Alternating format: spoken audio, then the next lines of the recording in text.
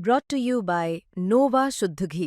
जब जब खाए दिल खुश हो जाए, सदियों का नोवा शुद्ध देसी घी, सपना स्वस्थ भारत का। I love घी।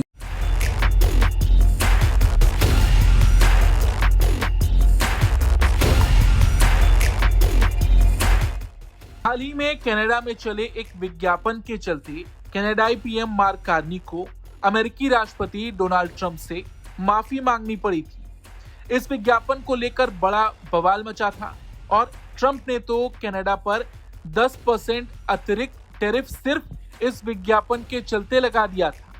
लेकिन इन सब के बीच मार्क कार्नी का एक बड़ा बयान सामने आया है जो अमेरिका के लिए एक बड़े झटके की तरह है। कनाडा के प्रधानमंत्री ने इस ओर इशारा किया है कि उनकी सरकार अब व्यापार के लिए सिर्फ एक देश पर निर्भर नहीं रहना चाहती।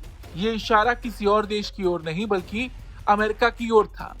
इसी रणनीति के तहत कनाडा भारत समेत एशिया प्रशांत क्षेत्र के देशों के साथ रिश्ते मजबूत कर रहा है। दक्षिण कोरिया के ग्योंजू में मीडिया से बातचीत में कार्नी ने बताया कि उनकी सरकार घरेलू अर्थव्यवस्था को बढ़ाने और विदेशों में नए साझेदार बनाने पर फोकस कर रही है। मार्क कार्नी ने कहा कि भले ही उनकी प्रधानमंत्री मोदी से यहाँ सीधी मुलाकात नहीं हुई, लेकिन उनके मंत्रियों ने कई भारतीय नेताओं से मुलाकात की और बातचीत सकारात्मक रही है। आपको बता दें, प्रधानमंत्री Modi Asia Pacific economic cooperation summit में शामिल नहीं हुए थे, लेकिन कनाडा की विदेश मंत्री अनीता आनंद और अन्य वरिष्ठ मंत्रियों ने भारतीय प्रतिनिधियों से बातचीत की और ये बातचीत बड़ी सकारात्मक रही।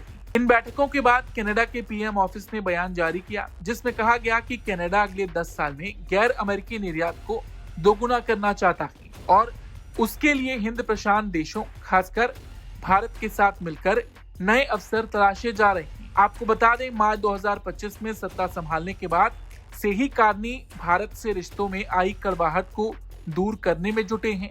आपको बता दें, भारत कनाडा संबंध 2023 में उस वक्त खराब हुए थे जब तत्कालीन पीएम जस्टिन ट्रूडो ने भारत के खिलाफ गलत आरोप लगाए थे।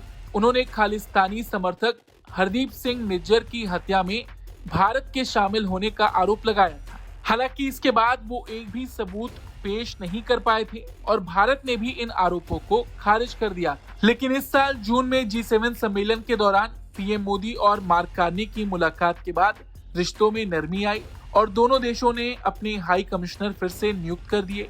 अब कनाडा का ये कदम न सिर्फ भारत के साथ संबंध सुधारने का संकेत है बल्कि अमेरिका के लिए भी एक कूटनीतिक झटका माना जा रहा है, क्योंकि कनाडा पर अमेरिका का काफी प्रभाव है। कुल मिलाकर कनाडा अब अपनी आर्थिक और रणनीतिक दिशा बदल रहा है और इस नए सफर में भारत एक अहम साझेदार के रूप में उभर रहा है। इस खबर पर आपका क्या कुछ कहना है, कमेंट करके जरूर बताएं।